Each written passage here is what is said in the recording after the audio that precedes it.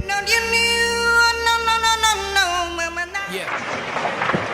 it comes.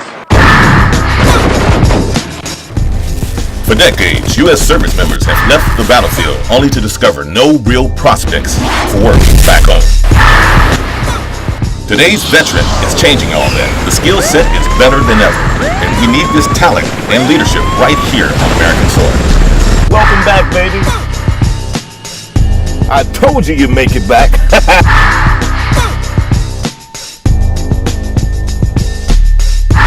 Hi, everybody. I'm Ace Waters. I'm the old drill sergeant that brings the boys back home. How do I do that? I teach them everything they need to know before they leave. Lesson number one, always keep an ace in the hole. Está mucho dinero. Welcome to the city of Vallejo, the city on an Independence Day. As you can see down the street there, they have their Independence Parade that's going to take place here momentarily. It's nice out here. Beautiful day, about 80 degrees. How you doing, young man? Excellent. Ace Waters, a pleasure to meet you. Ace Waters. Ace Waters, man. Ace Waters, man. Y'all got the grill ready? We don't have to talk about the military. We talk about some Q. I know some Q. Q and catfish. Oh yeah. That's all we need. Before that, we got deployed and we were at Fort Lewis, Washington.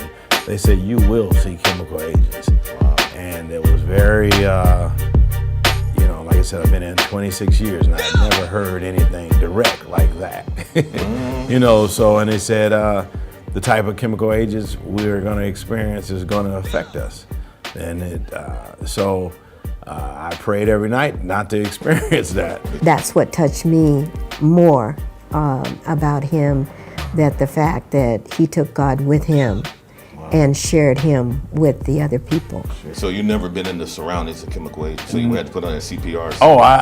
We have to train for that. Yeah, but training to do something and actually doing something when there's real chemical agents in the area. Although we do small types of chemical agents, nothing like a nerve agent, which they use quite a bit. To get that on you or in you is a scary thing. And I just remember them saying gas, and we have chemical agents in the area, and me trying to find my gear and put on my stuff. And then they were coming around saying it was clear, but they didn't do the signs that you're supposed to do to let us know it was clear. Mm-hmm. So although they were saying it was clear, are they still doing that? All clear? Yeah, all clear. So nobody came around and said all clear. Our communications weren't the best in the world. And so I didn't want to take mine off, as much as we train and have it with it on. And sometimes we have to have it on for 8 hours or whatever the case may be. And at that time I could have slept with it on for a week, because I didn't want none of that on me, Wow. So, and that was probably the first time when I asked myself, is it gonna end like this? Wow, that's dead. Is it gonna end like this? Children in the streets. Children in the streets were aiming weapons at us. We saw tanks, abandoned tanks, and weapons on the ground, and just different things that you wouldn't see right here in the United States of America. I've never seen a tank parked on the side of the road. So it's definitely, I knew I wasn't at home anymore. Actually, Arnold Schwarzenegger was there at our facility or in the area. I was kind of in charge, and I had to get my guys to go to this place, and our commander gave us the option to go see Arnold. Well, you don't really like to be in a lot of places where it's a lot of people, because that's where they bomb at. So I didn't want to go. And I didn't go. So me and some other people, we stayed in the tent, and as 4th of July the evening rolled around, we started hearing firing coming in. And as the firing was coming in, we were laying in bed just relaxing, hot, and all of a sudden I noticed what they call tracer rounds flying over our heads. And then all of a sudden I noticed the sound of the rounds hitting some connexes, and as they hit the connexes, I can see the rounds coming through our tent area. and we were taking on quite a bit of fire. Anybody get hurt? Not that I know of. A lot of people came close because, like I said, I believe if I would have been sitting up in the bed, I would have got hit. How long you still were there? 15 months. Out of the 16 people out of Vallejo that may have went over there with us, it was a couple that we did a bond and we said we were going to make it back. We didn't lose anyone. I'm very thankful for that. But the reality is when you get there and things start happening, and you can shake hands all you want to. When those rounds come in, I can't describe that feeling. We got bombed approximately at least 3 to 4 times a week, every night. And I can remember one of my soldiers coming, he was at a different location and he was in a armament battalion, and he came in and he said, Sergeant Dawson, I came from an armament battalion, you don't have to explain to me anything. And I said, I want to explain to you one thing. When you're in an armored battalion, you prepare for your rounds going out. You never prepare for them coming in. And he said, I'm a man, I understand how, these things. I said, well, I want you to understand one thing. When the rounds start going off, you need to be in the bunker, and I need to account for you. Mm-hmm. And that night, the rounds went off. He was the first one in the bunker. And I counted him, he said, you're right, Sergeant Dawson. I did not experience anything like this. You don't worry about the gunshots like you worry about those mortar rounds. A mortar round is a rocket launch missile that they don't have very much control of. We do, they don't. Drop that joke in. Yeah. It's like they put in a little tube, but a lot of their stuff is created by them. So they'll take our old rounds, or they'll take anything they can find and make it into a weapon. They fired some cruise surface missiles at us off the back of a truck where everybody died. And of course, we had casualties too, but they died trying to do it. That's not what it's designed to do. I understand, man, for a while, man, when they say National Guard, they think National Guard is like, part-time service or something like that, But yet and still, they still serve their country in the capacity of wartime too. What most people don't know, National Guards are one of the first to go into war. And they stay the longest. And they're committed to do multiple things. Where the other armed forces, they may have one field that they have to stay in, and they have to stay in their lanes. But the National Guard is required to go outside of their lanes and do whatever it is, because we're used to society more than the regular Army or the Air Force or the Marines or whatever other case may be. So we might go there and build a house or build bathrooms or do whatever, and be required to do your job, because we have a lot of other skills, and we're more than willing to go outside of what we've been trained to do. We have state disasters, but our country obviously comes first. And that's just the way it is. We worked under many battalions while I was over there, and as they came, we had to transition into another battalion. And the regular Army, they don't do that. They just, when they leave, they leave. We're gone. They stayed in buildings and they stayed in different things, but we stayed in tents and survived and made it happen. So I'm real proud to be a National Guardsman. We had several young females in our company who just graduated out of high school. And every night when you're pulling your duty, we had the CP-10, of course, and they would want to stay in that tent every night. They were scared. The only difference between that tent and the tent that they were sleeping in was that tent had the radio in there.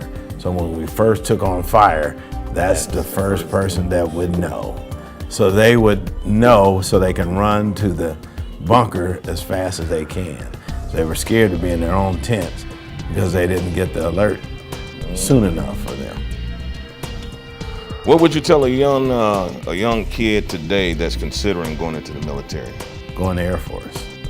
Air Force is more, you can carry the Air Force into today's society, and it's more as far as the education and as far as I see the travel, and you're not so much on the ground like the Army.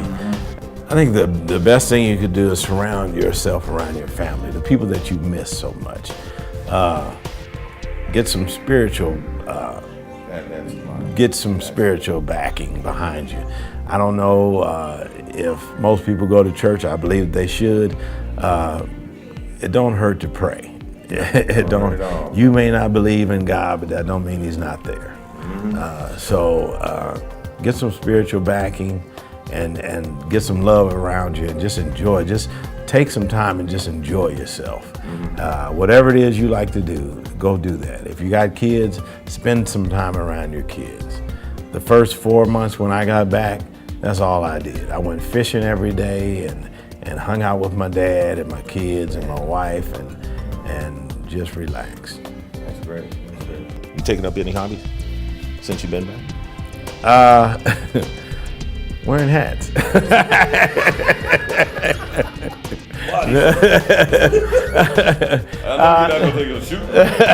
No, but I did. I should say yes. I got more into photography, and now I'm a professional photographer. But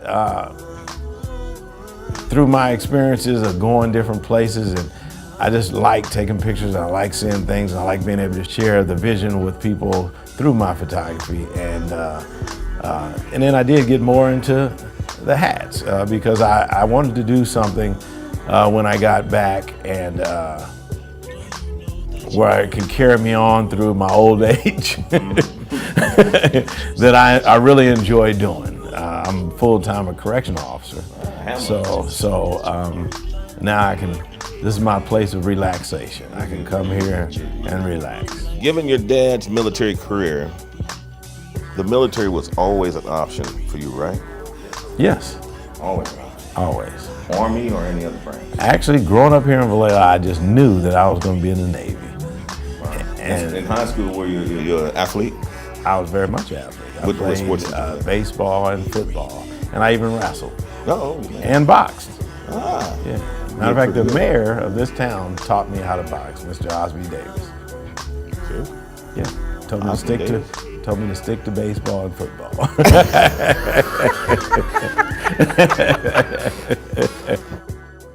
Believe it or not, I was a young man at one time, and I used to box. And this man kind of took me under his wing, and he showed me some things, and he said, "You'll never be a boxer. You need to pick up another sport." That man is a great man, a man of honor, a man of belief, strong Christian man, strong family man, and he's also the mayor of our city, Mr. Osby Davis. Thank you. My name is Clifford Dawson. I'm the man of A Man in His Hat. We sell hats and we do photography here, CLS Photo. You mentioned your wife was instrumental in inspiring this store. How did that come about? Well, I got some expensive habits and she suggested, why don't you do something that you love to supplement your income? So I did. I said, let me wear some hats, sell some hats. I mean, because I wear hats all the time. My mom every day seemed like she pops up with another picture of me wearing hats when I was a young man. So when I first started dating my husband, he wasn't really a good dresser.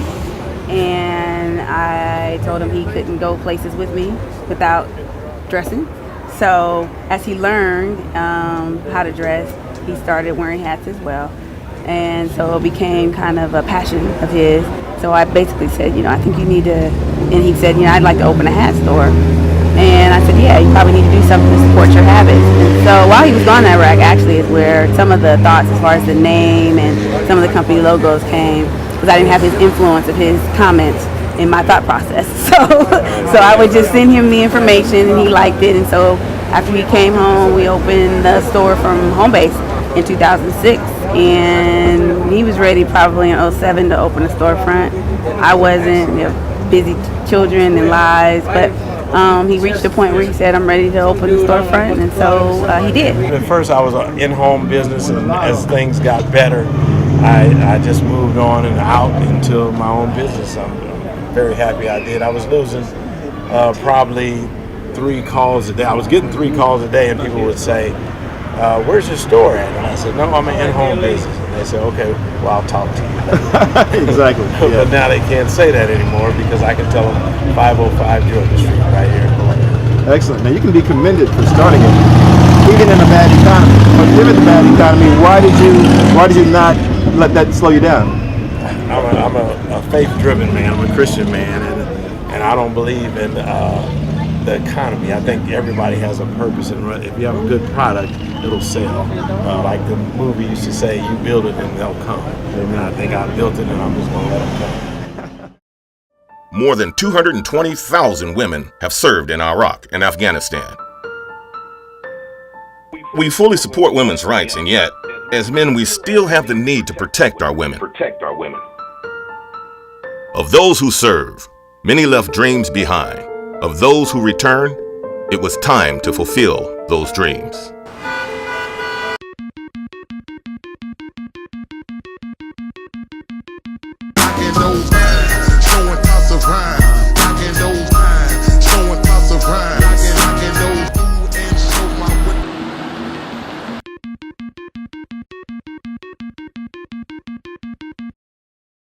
With Andy Prokop here, President and CEO of United Way. From door gunner to that, how does that happen? It's just amazing. Thank you for joining us. Andy, thank you for your time. It's a pleasure to be here with you. How in the world does anyone manage to work their way from Vietnam door gunner, and you'll have to explain what that means to people later, exactly, to CEO of United Way, San Joaquin County? It was an interesting route I took from being a door gunner in Vietnam in 1968 and 69 to getting to do the job I do today as the president of United Way of San Joaquin County. But if you believe in a purpose-driven life like I do, that was an experience that was vital and important for me to know and learn so that I could help people today, especially help our veterans today. You read the book? Yeah, I have read the book, and I think I'm rewriting another book. My initials are AP, always positive. I also think that means awesome purpose. So I think of a purpose-driven life every day. As I look back in life, everything I did as a young person, everything I did as a business person allows me to get to do what I do today. You know, it almost literally seems like you were not even given a fair chance at life initially, from the very beginning. Abusive and alcoholic household at one point, in and out of foster homes. Who was it or what was it early on that gave you the confidence to move forward today, even today rather, into these larger territories that you've commandeered in life?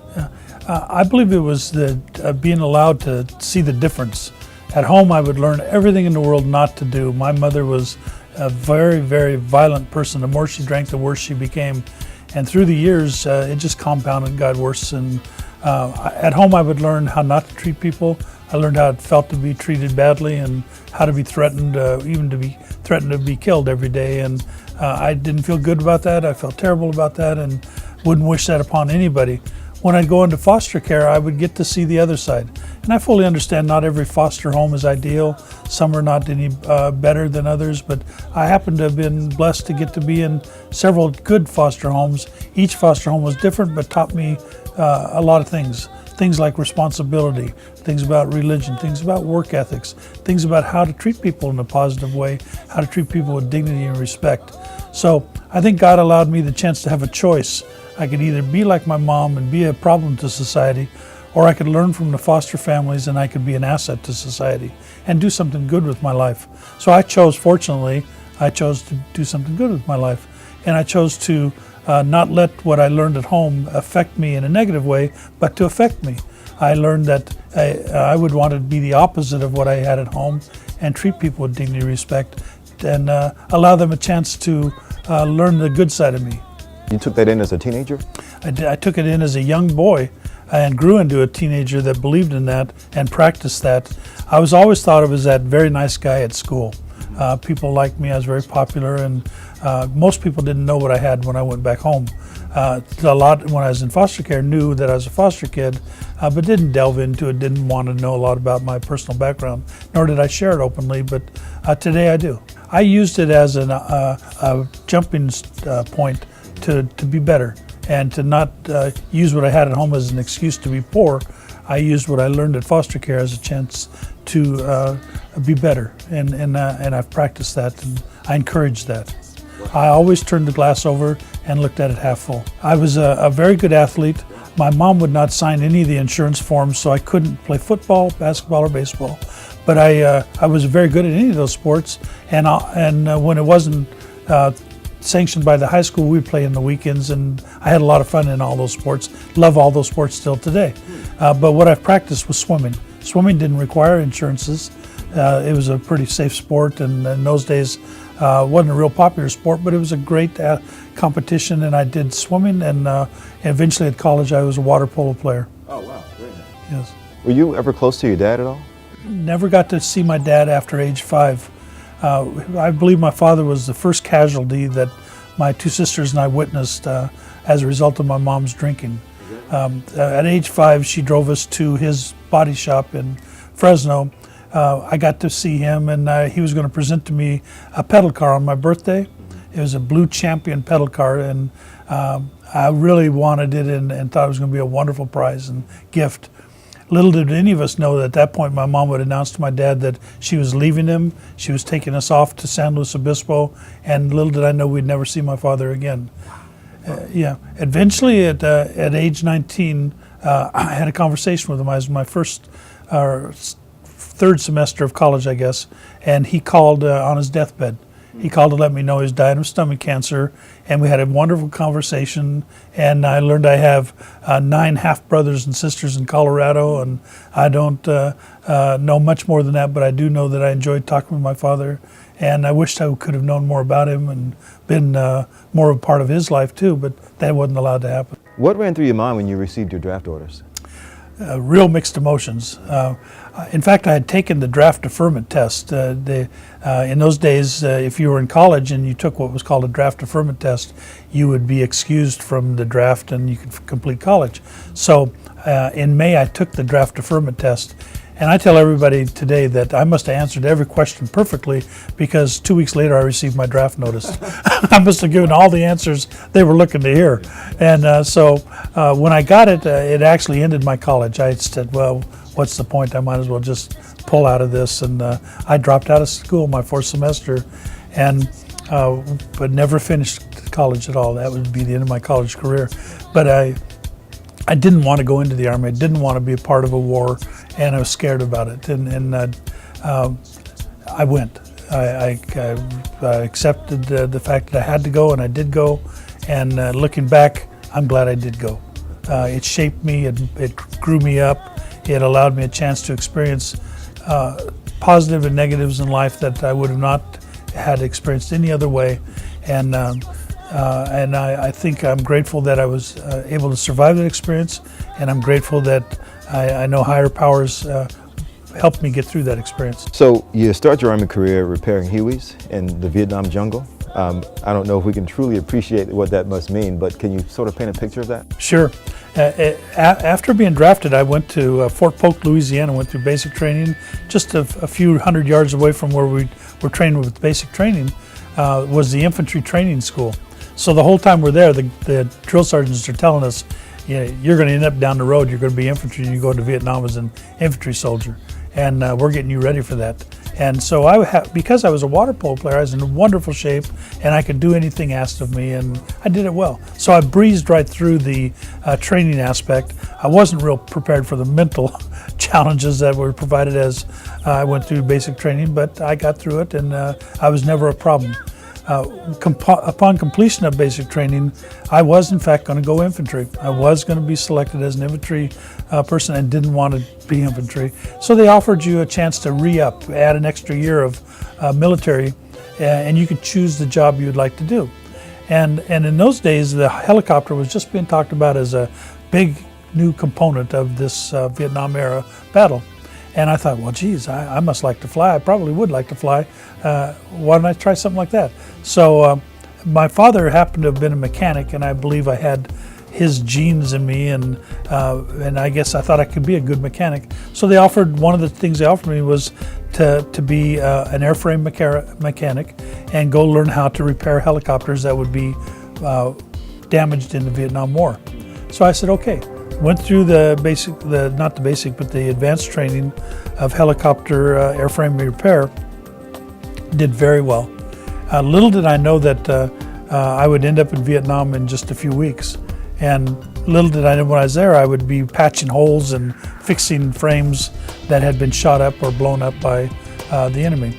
And as I watched these helicopters take off and land, and I met the guys who were in them, I said, you know what, I don't like staying here on the ground. I want to be a part of that. So I had a great company commander. He liked me. He thought I was a responsible person. He said, well, why don't you go ride along with them once in a while? Why don't you see if it's what you're cut out to do, and I'll help you get into a different job. So I did. I rode along and experienced what happens on a flight in combat, and what door gunners did, what mechanics did, the crew chiefs, what pilots did. And I grew to respect those people a great deal, grew to admire what they did, and couldn't wait to be a part of it. So after I would fly along, I would go back to work and repair the helicopters, and eventually I learned enough about the mechanical end of a helicopter, how to be a crew chief, that I got to do that job. I switched from being an airframe repairman to becoming the crew chief. Then I got to learn how to be the door gunner. And I took to it like a duck to water. I was a great marksman. I was expert at anything I ever fired. So me and an M60 machine gun were tight and close, and I was good with it. And I loved to fly, and I loved feeling that my job was to protect everyone associated with that flight. My fellow crew chief, my pilots, and anybody we were given a ride to or from the combat zones. So it was, to me, an incredible experience, one I loved. If you could say flying was beautiful, I thought it was beautiful. Yes, we went in and out of difficult situations. Yes, we were terrified at sometimes, but I always felt I had the better job of the person I was dropping off and leaving in the jungle, or mine. I thought my job was a little bit better because I didn't have to stay. I dropped these people off into the worst conditions you could ever try to imagine, and yet I knew if I could just get out of here, I can get back to our company area and sleep on a cot tonight, sleep in my tent tonight, and I don't have to live in the jungle like these poor people. So, I'm sorry, go ahead. So I couldn't wait to go back in and pick them up, resupply them. If we had to, we'd medevac people, but I absolutely look forward to every day and every mission. So given their 5-minute life expectancy, you never feared not coming home? I think the young Andy was the kind of Andy that felt he could not do anything stupid. He could survive this. He understood the fact that 3 out of 4 guys in the job were either injured or killed, and he saw some of that happen, witnessed that happen to his friends. But I said, I'm not going to not do this job because of those risks. I'm going to do those jobs because of this risk, and because of those people I surround myself that are willing to do it as well. I want to be a part of it, and I want to do it in a responsible way. And I want to protect those pilots at all costs. And I did it. Yeah. So the fear was in the back of my mind.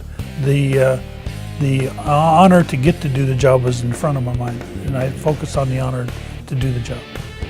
You probably had a certain mindset coming out of your adolescence that prepared you for that as well. I think I was not tough, but I was up to the challenge. I think I had already been threatened to be killed many times as a child by my mom.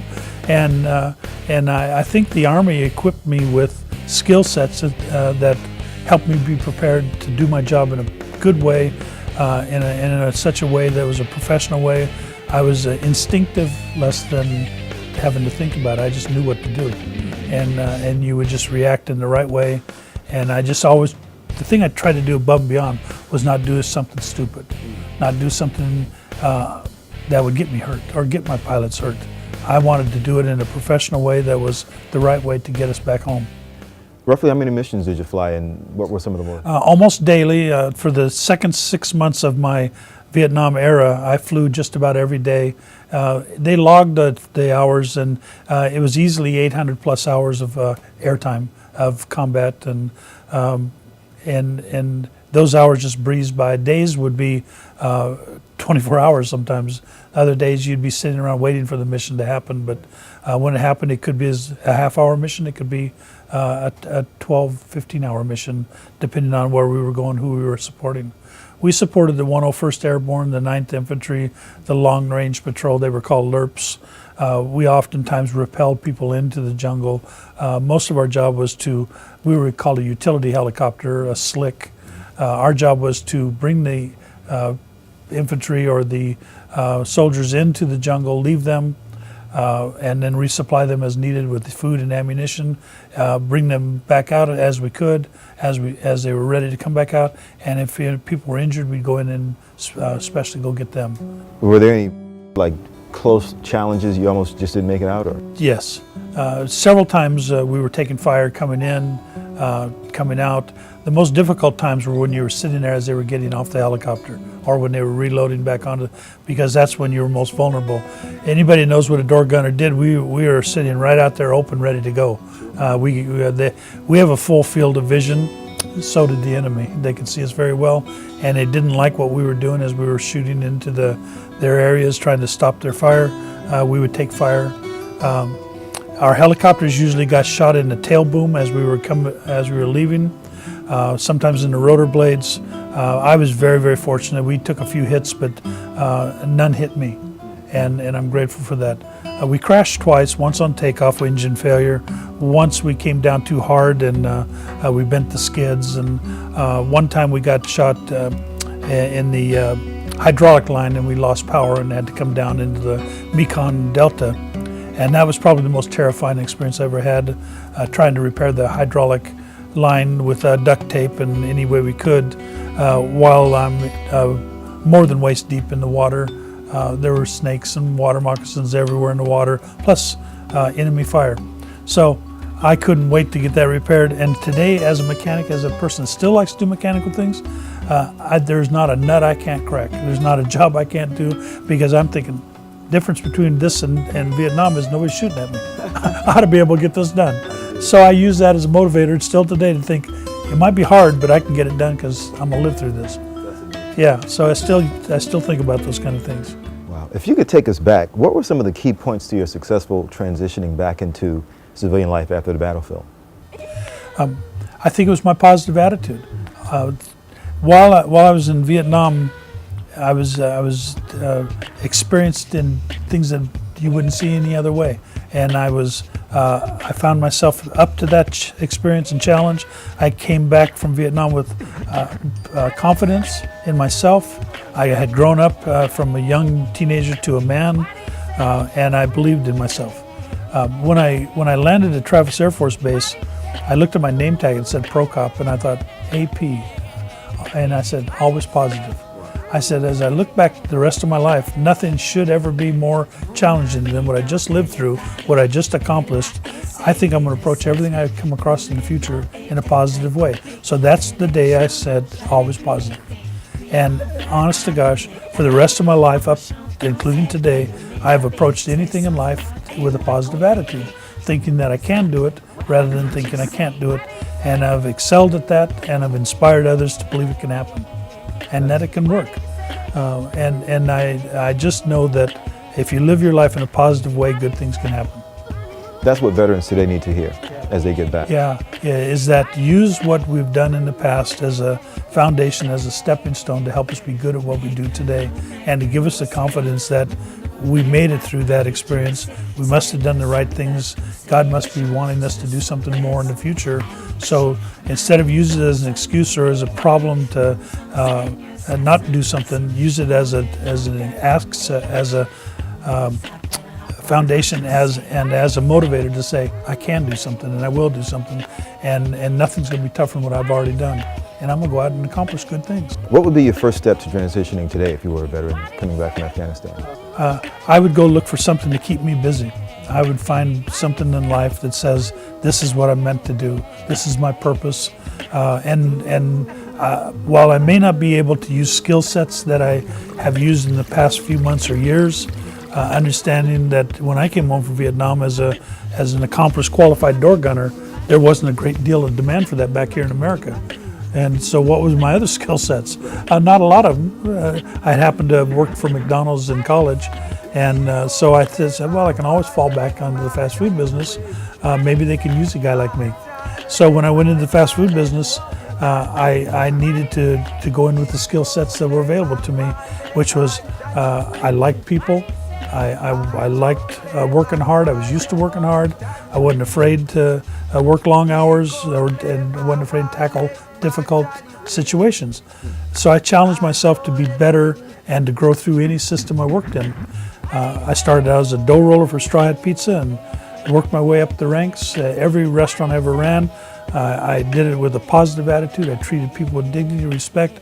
I said, how would I like to be treated in this situation? I treated them that way. And I said, if you do good things for me, I'll do good things for you, and we'll have a great relationship. And that worked. In the fast food business, it isn't always a positive environment. It isn't always where people are allowed to think, grow, and give input. In my restaurants, I allowed people to think, grow, and give input. And I wouldn't always use it, but I would at least let them say it, and I would consider it, and then we would do what it took to do the business. And we'd do it right. I was strong enough, based on things that I knew and had confidence in, that this is the right way to do it. And I also was a very caring person. I call it a servant. I had a servant attitude, even then, to where I knew I needed to help people. So I thought employees to me were people I wanted to help, let them, no matter what their background was, what their walk of life was, what they wanted as a future.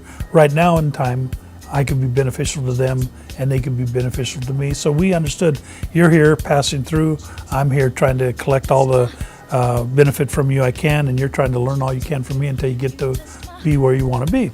So that was very, very good working relationship. So I went from a dough roller to assistant manager to district manager to regional vice president to regional operations director of all of Southern California, Arizona, Nevada. 16 years later, I'm running Arizona, Nevada, California Straw Hat Pizzas, 150 of them. And I'm doing a great job, and people are saying, geez, I can't believe you can be so darn nice and get so much done. How do you get people to work for you? I said, because I'm so darn nice. And I said, I'm not naive. I understand people can do bad things, and I watch for that, and I'm have people watching for me so that I don't get burned and I don't get taken advantage of. But for the most part, I had low turnover, I had high productivity, made a lot of profit for the company, and I was doing great. Straw Hat Pizza was sold to Pizza Hut. Things you don't control can sometimes affect what you're doing. I had no control over my future at that point, although I had a lot of control over what I did in my future. And Carl Karcher, the founder of Carl's Jr.'s, knew of me. He liked me. I was the regional vice president of operations over a restaurant in Santa Ana where Carl's niece was the manager. Carl had happened to have come in there a couple of times. I happened to have met him, and we had great conversations. So right after Straw Hat Pizza was sold, I got a phone call one day at the office, and it was Carl Karcher. Wow. Carl calls up and he goes, hey, young man, I hear you're on the bench. And I go, how'd you know that? He goes, well, my niece mentioned that Straw Hat's being sold, and he says, I could use a person like you in my Carl's Jr. restaurants. He says, what are you thinking about doing next? I said, I'm wide open to our conversation. He says, well, why don't you drive 4 miles from your office where you are now to Anaheim and let's talk. That night we met. That night, and just a few minutes after our conversation, I said, Carl, I'd love to work for you. He started me out as a vice president of operations of Orange County, and 14 years later, he allowed me to become a franchisee. Whoa. Okay. Let me back up a little bit, because this is so exciting to hear this from one person that can do all this despite the background. Now, that brings me to PTS. We dropped the D because a lot of veterans don't want to associate with this disorder factor of it. How do you deal with that? How did you deal with that? And what do you recommend to guys today? There are times I still remember vividly things that I did in Vietnam, and things I had to do that I wouldn't want to do, things I probably couldn't do today. I did, and I did because that was my job. There are factors that bother me still today, and I'm sure this is universal. Anytime there's a backfire of a car, anytime there's a firecracker or a 4th of July parade or event, I'm uncomfortable. I instantly wince, duck, sometimes duck too fast, too far, because I think I'm back in Vietnam. I think I'm back where I'm taking fire, and I don't like it. I don't enjoy anything to do with those kind of experiences. And because I can't sit down and enjoy a fireworks show, or can't enjoy festivities because I'm waiting and uncomfortable for that next pop or next boom. And so it has affected me in that way. And I understand when New Year's Eve comes, people want to celebrate. People like to go out and make noise and be joyful. That doesn't work for me. It's a terrible evening for me, and I really just can't wait for that night to be over. When I hear rapid fire and automatic weapons fired off, it takes me back, and I don't like it. And even now as I'm talking, I can see things in my mind I don't want to talk about, don't want to think about. So I put it back there, and I say, you know, that's part of me, part of what I've done, but it is not going to control what I do today. I'm going to get over it fast. I'm going to get right back to being positive, and I'm going to go out and try to influence people in a positive way. What have you told your children and young people considering military as a career? I think it's good. I honestly believe the Andy that went into the Army was naive. Even with my personal life experiences, I'm still naive to what life was all about, how life can be, and how short life can be. I believe that by going into the military, I learned things you could learn no other way about discipline, respect, getting along with people that you're not necessarily meant to be around, taking orders from people you don't necessarily believe in, but you still believe in their rank and in their job, and you listen and you learn and you do it, and you do it well so that you're not the problem. And I did all of that, and that taught me that. So it was a foundation and a base for me to be able to use in any business I was ever in.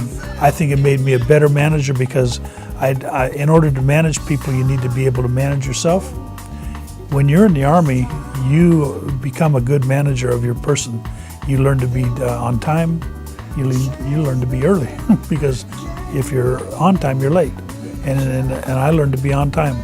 And I learned to be respectful. And I learned to be especially respectful of all those who went before me, all those who were with me, and all those who are out there now protecting our freedoms. And I have a great deal of admiration for everyone that's ever done that. Men, women, families that are here supporting those men and women are heroes to me.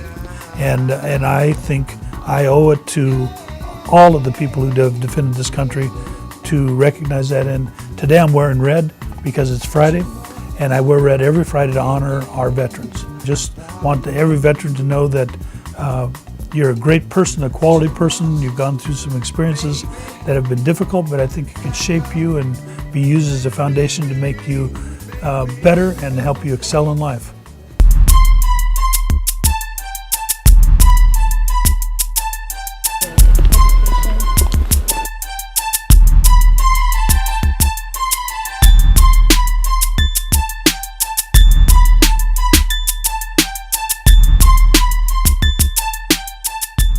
Cliff reminds me of a veteran who has so much support. I mean, it seemed as though that he has a lot of support from his wife, his community, family, and was able to kind of reintegrate back with their help and support.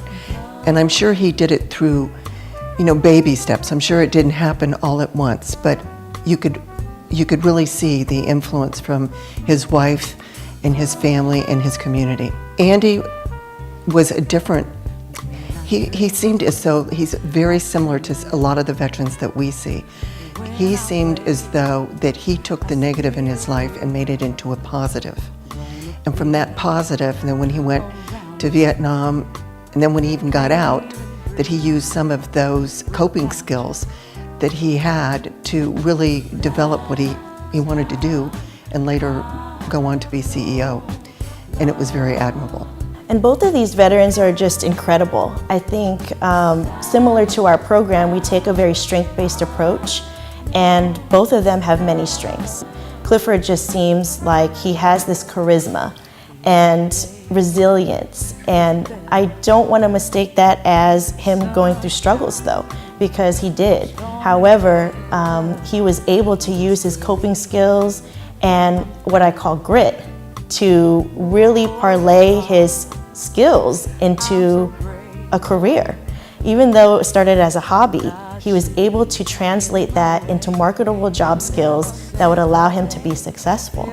Andy, again, is a similar profile to many of the veterans that we see, and many veterans that I see in group therapy and individual therapy.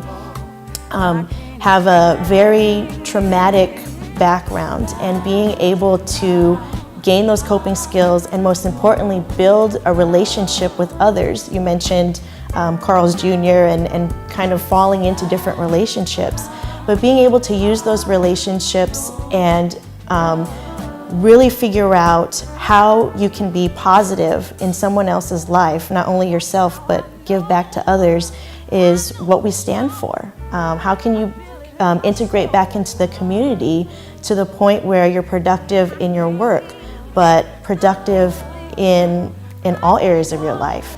Well, the Compensated Work Therapy Program is under Psychology Services, and it provides the vocational rehabilitation for the VA in Palo Alto as well as Menlo Park. And we provide vocational services to veterans that are homeless, to veterans with severe mental illness, to veterans with traumatic brain injury, spinal cord injury, who are looking for jobs to get back on their feet and reintegrate into the community. We have several sub-programs. One of them is the Transitional Work Experience Program, and that provides veterans with temporary job around the campus. So we're thinking food service, engineering, environmental management systems, and it provides veterans with work skills, being able to develop those and then seeking competitive employment. Our other programs are supportive employment programs, and those seek, the VRSs seek rapid competitive placement in the community so that veterans who are work ready are able to get jobs that will fit in with their abilities and past employment histories. We want to do a job club with it, and a bunch of stuff that we want to kind of use it for. So since it's so awesome. Jesse probably is the most popular person in our program. He pretty much takes anyone who walks in. So Wow. they're not necessarily enrolled in our program, but are interested in finding work. Nice. And so he helps them and has gotten so many veterans jobs. And we've been quite successful. Among all the programs, about 35 to 50% of our veterans have been placed in the community. A lot of veterans in the VA don't realize that this type of vocational rehabilitation is something that they can access as a service. We've been really pleased that we've been able to do as well as we have. One thing is that we really have to think about how we can guide these veterans in translating their past employment history and military experience into marketable skills. That's what we do every single day. And if Andy walked through, yes, it might be easier to get a job for him, but we see a gamut of veterans from the Vietnam era that perhaps need a little bit more guidance navigating their psychosocial issues.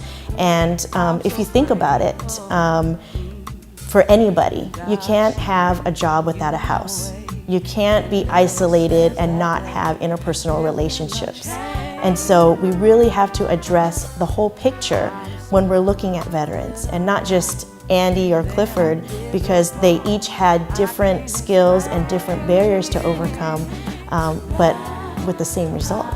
So we have to kind of go in different directions in order to tailor our treatment and assistance to these veterans. We really take an individualized approach.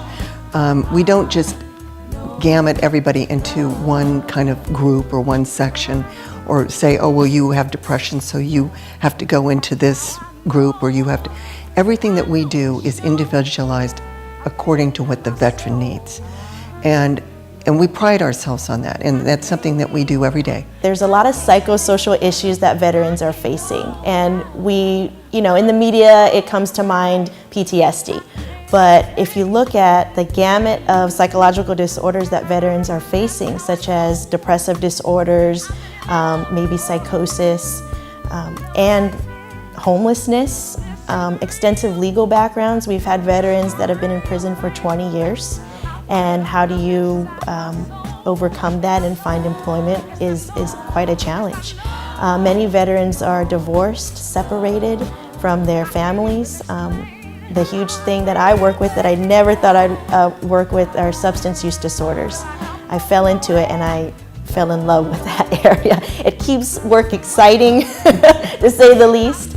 And the veterans just have so much resilience. They've been knocked down so many times and gotten back up. And so, you know, their mental health issues are complicated by substance use disorders and limited social support. Many people have burned bridges with their families.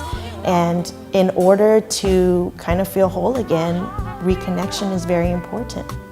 The coaching that we do to make sure that they are successful, to push them a little bit, to listen, of course have good listening skills, but to be able to be a coach. Instead of saying, you have to do this, you have to do that, but take some feedback, take a little bit of coaching, and sometimes if they're coachable, they're much more successful. And they just may need one person to start trusting. And we go above and beyond our call of duty just so that we can build these therapeutic relationships. We work a little bit differently. We have more of a drop-in approach. And so I have veterans coming back that I worked with 2 years ago who continue to check in with me just because I'm their safe person or their safe base. You know, during the holidays, they give me a call to let me know that they're okay. And that's heartwarming to me, but also just speaks to what One Therapeutic Alliance can do for someone's functioning. We actually seem to be fighting the good fight against PTSD. What's the outlook long term, despite challenging odds? We are the National Center for PTSD here in Menlo Park, and there is ongoing research and people who are dedicating their lives to address this problem with the PTSD issues that these veterans face. And I think that I'm hopeful. I may not be here at the VA in 20 years, but I am hopeful that people will really address more of the PTSD issues and the psychosocial functioning of a lot of the veterans to take care of some of those things before they move into a lot of the things that they may have to deal with later on. What's your take on Soldiers to Summits? The Mount Whitney climb that they do for Mount Whitney, I think that needs to stay on because there are always going to be the veterans that are going to need that kind of over-the-top experience to keep their adrenaline going. But I think what we need to look at too is a lot of these veterans coming back from Iraq and Afghanistan are coming back with multiple barriers of medical issues on top of psychological issues, of traumatic brain injury, of spinal cord injuries, and those have to be addressed first. And one of the things that we're seeing that has been really helpful is some of the older guys that are the PTSD guys are coming back and really wanting to help the younger guys. And so it's a really good team effort of mentoring. And these guys love it. The younger guys love it because they feel like they have a father figure or a good uncle figure or somebody that they can really bond with. And that is something that I think has been one of our most favorable responses that we've seen in a long time. I think similar to treatment, it depends on which program for what veteran at what time. And the Soldiers to Summit program is amazing because it builds a sense of camaraderie, you have a common goal, it's physically challenging, and for some people they really need that to build a sense of community. With that being said, like Dr. Johnson mentioned, some veterans have a lot of mobility issues. And so maybe that program wouldn't necessarily be the best fit for them. And especially individuals with PTSD, they have symptoms of hypervigilance, maybe co-occurring with panic attacks. And going up to Mount Whitney might exacerbate those symptoms, to say the least. And so I just welcome a diversity of programs to be offered to veterans because it's kind of like a buffet, picking and choosing what would be helpful to you. I had the great fortune of participating in the VA National Sports and Wellness Program, and we recruited veterans nationally diagnosed with PTSD, and they also recruited 12 mental health coaches nationally as well, and I was fortunate to be one of them. Basically, we were split up into different teams. We had a diversity of veterans in terms of mobility issues and athletic ability. So some individuals had issues with obesity or diabetes, whereas others were in the tip-top shape. But what I saw over the course of 5 days was that there was an extremely strong bond that happened. And these are veterans from all over the country. And yet they're sharing a common goal to be exposed to these sports and wellness activities. And how can you bring that back to your community and integrate that into your treatment plan in your daily life? And what inspired me coming back was we actually created a sports and wellness component to our inpatient program and had data tracked, and it showed that people were improving tremendously in terms of physical and mental health and really feeling like they had other things to do besides kind of sit around the house and ruminate about their issues. And it was highly successful. And it was some research that we wrote nationally about. And these veterans really, it was interesting to see how they bonded, even though they lived together and they had different jobs and different backgrounds, but the bond between them at the end of this fitness trial, it was amazing. Your advice to those just returning? I think the first thing I would say is baby steps. To come back and to get reunited with family and friends and everything at once could be really overwhelming. But to come back and maybe reunite with your family and take a baby step of being able to, be able to talk with a couple of friends or to be able to do certain types of things that feel comfortable within those first few weeks to a month when you get back. And not to take on everything all at once, and not to think, like Dr. Wong has said, don't think of everybody as your best friend. Pick a couple of those folks that you really trust and that you really feel comfortable with, and take baby steps. You don't need to be, coming back from an area of warfare into something that is very, very unlike warfare, and try and adapt to it immediately. Slowly acclimating to your environment is very, very important. Many of our veterans are coming back from these structured regimens. And so when you come back, when do you eat dinner? When do you sleep? When do you socialize? And even when they get into work, one of the big things that we talk to them about is have some fun. And they say, I don't have time, I have to go to work. And I said, Dr. Johnson and I are great role models. We work hard and play harder. So you have to make time for fun. But the other big thing is social connection. Again, choose one or two people that you may trust or feel comfortable with, and then slowly expand your network. And this is not only important for veterans, but for human beings. We need that social connection to feel a part of. You haven't mentioned budget constraints. Are you now able to focus on lofty possibilities? Well, I think taking this National Center and also this Menlo Park campus, we have an inpatient program for trauma for men, an inpatient program for trauma for women. We have outpatient groups. We have mental health groups that are taking place in all sorts of things to address the PTSD issues, whether that be in fitness or whether that be in art therapy, expressing themselves through art, meditation. I think there are even, some are even doing some of the workouts and trying to get walking and exercise, and the dog therapy of having dogs. We found that a companion sometimes may not be a human being, but they can relate to a dog. Sandra. Sandra, nice to meet you. I'm the instructor for Paws for Purple Hearts. There's two programs here. This is Leaf. A dog being beside them and being their buddy. And we have a huge program here now through the Rec Therapy program that trains dogs with veterans so that they can have a buddy and that they have somebody that they can trust. And it's a phenomenal program, and it's something that everybody adores watching, because it's the puppies, and they grow up with the veteran, and then they get trained with the veteran, and the veteran gets to take them home. Who doesn't love puppies? In terms of PTSD treatment, it comes back to just general theory of engagement. I think we have a lot of resources here.